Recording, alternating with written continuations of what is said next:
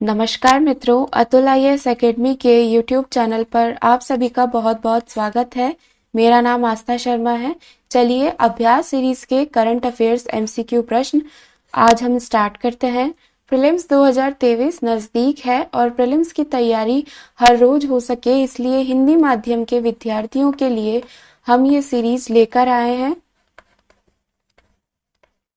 इस सीरीज के माध्यम से दैनिक चर्चा में करंट अफेयर्स में जो भी न्यूज आर्टिकल्स रहते हैं उनसे प्रीलिम्स में कैसे प्रश्न बन सकते हैं।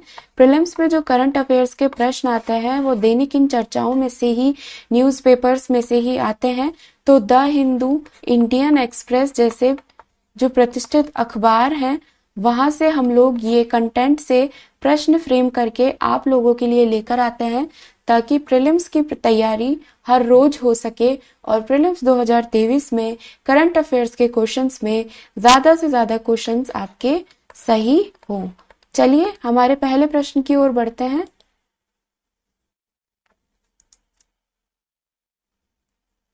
हमारा पहला प्रश्न है, अरुणाचल प्रदेश के संबंध में निम्नलिखित कथनों पर विचार करें। अरुणाचल प्रदेश क्या है? भारत का एक राज्य है। उसके बारे में पूछा गया है कि पूर्वोत्तर में भारत का सबसे बड़ा राज्य है। इसका जनसंख्या घनत्व देश में सबसे कम है। इसकी 3 देश के साथ अंतरराष्ट्रीय सीमाएं हैं, भूटान, म्यांमार और बांग्लादेश। इनमें से कौन से कथन सही हैं? हमारा पहला और दूसरा कथन सही है, तीसरा कथन गलत है, इसलिए हमारा सही उत्तर हुआ विकल्प बी, यानी केवल 1 और 2। चलिए इसकी व्याख्या की ओर बढ़ते हैं और देखते हैं अरुणाचल प्रदेश के बारे में और जानकारियां। पूर्वोत्तर में जो 7 सिस्टर्स हैं, 7 बहनें जो हैं, उनके नाम से 7 राज्य हैं, उन्हीं में से एक है अरुणाचल प्रदेश। तो मैं इस तरीके से थोड़ा सा रिप्रेजेंट करके आप लोगों को बता देती हूँ कि ये वाला जो भारत का पूर्वोत्तर है, यहाँ पर जो सबसे ऊपर वाला जो राज्य है वो अरुणाचल प्रदेश है। उसके नीचे यहाँ पर आसाम है, यहाँ पर मिजोरम है, मणिपुर है, यहाँ पे नागालैंड है और इस तरीके से सारे, सिक्किम यहाँ ऊपर ही ऊपर है जिसे 7 बहनों में नहीं माना जाता है। ठीक है, तो इस तरीके से अरुणाचल प्रदेश, आसाम, मिजोरम, मणिपुर, मेघालय, ये सारे राज्य यहाँ पर हैं। तो यहाँ पर हमारा चीन है, यहाँ पर हमारा बांग्लादेश यहाँ पर है। ठीक है, यहाँ पर म्यांमार है और भूटान यहाँ पर है। ठीक है, तो इस तरीके से देखा जाए तो अरुणाचल प्रदेश की सीमा किस किस के साथ लग रही है? चीन हो गया, ठीक है, म्यांमार मान लो, यहाँ पे म्यांमार, और ये यहाँ पे भूटान।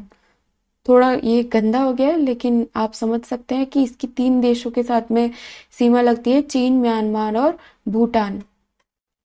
मैं यहाँ पर और अच्छे से आपको बता देती हूँ।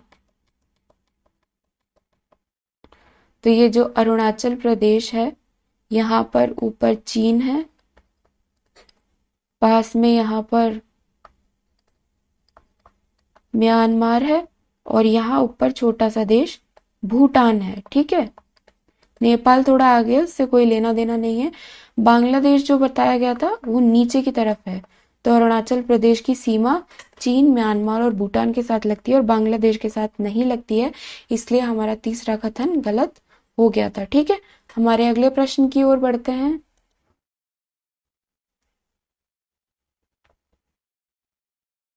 नेफेड के संबंध में निम्नलिखित कथनों पर विचार करें। इसकी स्थापना 2 अक्टूबर 1958 को multi state cooperative societies act के तहत की गई थी। इसका उद्देश्य कृषि उत्पादों को कोऑपरेटिव मार्केटिंग को बढ़ावा देना है। तिलहन और दालों को छोड़कर ये अन्य कृषि उत्पादों को कोऑपरेटिव मार्केटिंग के लिए काम करता है। यहाँ पे पूछा है कौन से कथन सही है, तो हमारा पहला और दूसरा कथन सही है, तीसरा गलत है, इसलिए हमारा सही उत्तर हुआ केवल 1 और 2। चलिए इसकी व्याख्या की ओर बढ़ते हैं और देखते हैं नेफेड के बारे में। तो जो नेफेड है वो है राष्ट्रीय कृषि सहकारी विपणन संघ। कृषि उत्पादों की जो विपणन सहकारी समितियां यानी मार्केटिंग कोऑपरेटिव सोसाइटीज है, उन्हें से जुड़ा हुआ एक संगठन है। इसकी स्थापना 1958 2 अक्टूबर को की गई थी। किस अधिनियम के तहत की गई थी? Multi state cooperative societies act के तहत की गई थी। इसका उद्देश्य है कृषि उत्पादों के कोऑपरेटिव मार्केटिंग को बढ़ावा देना। इसका मुख्यालय नई दिल्ली में है और मूल्य समर्थन योजना के तहत तिलहन और दालों की खरीद में प्रमुख भूमिका निभाने के लिए यह भारतीय खाद्य निगम के साथ मिलकर काम करता है। अभी हाल ही में नेफेड ने मोटे अनाज से जुड़े कार्यक्रमों को समर्थन व सहयोग देने के लिए कृषि मंत्रालय के साथ एक समझौता किया है। ठीक है, तो इस तरीके से हमने नेफेड के बारे में जाना। चलिए हमारे प्रश्न नंबर 3 की ओर बढ़ते हैं।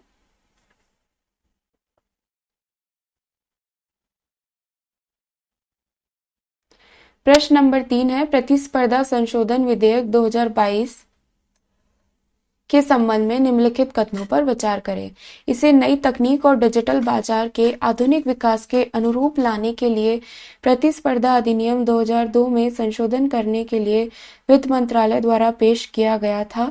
इसका उद्देश्य कॉर्पोरेट्स, विशेष रूप से बिग टेक फर्मों का अधिक से अधिक नियमन लाना और बाजारों में प्रतिस्पर्धा को बढ़ावा देना और बनाए रखना और उपभोक्ताओं के हितों की रक्षा करना है। यहाँ पे पूछा है कौन से कथन सही हैं। हमारे दोनों ही कथन बिल्कुल सही हैं, इसलिए हमारा सही उत्तर हुआ विकल्प सी। चलिए इसके बारे में और देख लेते हैं कि प्रतिस्पर्धा संशोधन विधेयक के क्या और प्रोविजंस हैं।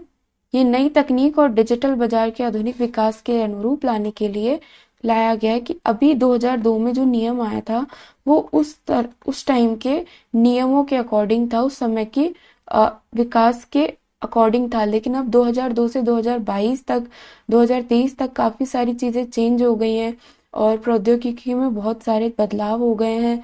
तो इसीलिए उन सभी के लिए कि डिजिटल बाजार और नई तकनीकों के आधुनिक विकास के अनुरूप लाने के लिए नया अधिनियम यहाँ पे पेश किया गया था। ठीक है, 2022 में जब ये आया था तब इसे आगे की जांच के लिए संसदीय स्थायी समिति को सौंप दिया गया था। जब भी कोई बिल इंट्रोड्यूस होता है पार्लियामेंट में, संसद में, तो वो पास होने से पहले कई बार स्थायी संसदीय समिति को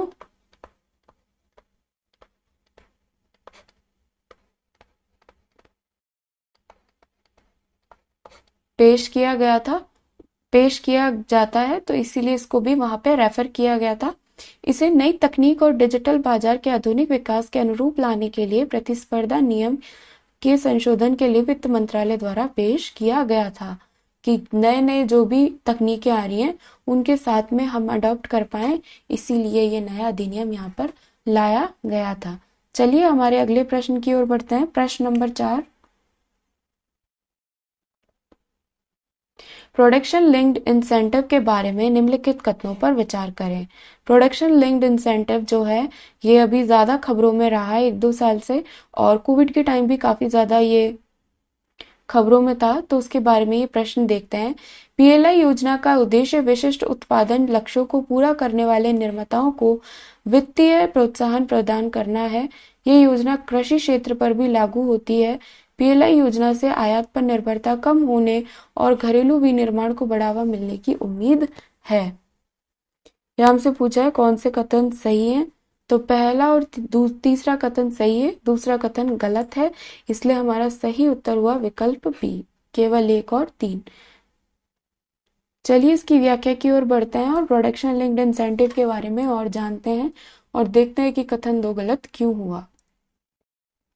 तो भारत सरकार द्वारा 2020 में शुरू की गई प्रोडक्शन लिंक्ड इंसेंटिव योजना का उद्देश्य विशिष्ट उत्पादन लक्ष्यों को पूरा करने वाले निर्माताओं को वित्तीय प्रोत्साहन प्रदान करना है। यह योजना विभिन्न क्षेत्रों पर लागू है, जिनमें इलेक्ट्रॉनिक्स, फार्मास्यूटिकल्स, ऑटोमोबाइल्स, कपड़ा, खाद्य प्रसंस्करण और बहुत कुछ शामिल है। पीएलआई योजना से आयात पर निर्भरता कम होने और घरेलू विनिर्माण को बढ़ावा मिलने की उम्मीद है कि अगर हम प्रोडक्शन यानी उत्पादन के लिए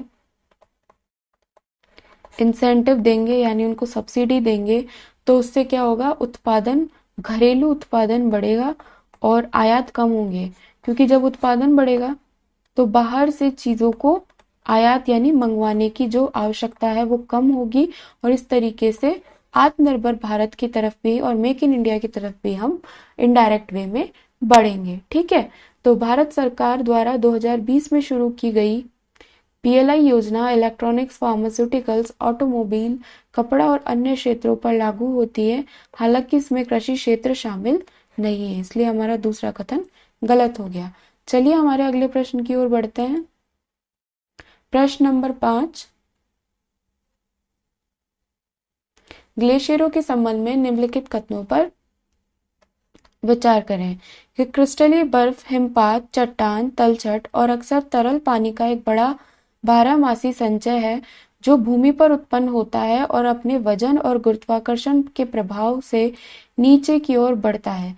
ये पृथ्वी की सतह का 3% और पृथ्वी के महासागर क्षेत्र का 11% कवर करता है। भारत में 16,000 से अधिक ग्लेशियर हैं, जैसे हिमालय क्षेत्र में सियाचिन ग्लेशियर। हमसे पूछा है हमारे कौन से कथन सही है।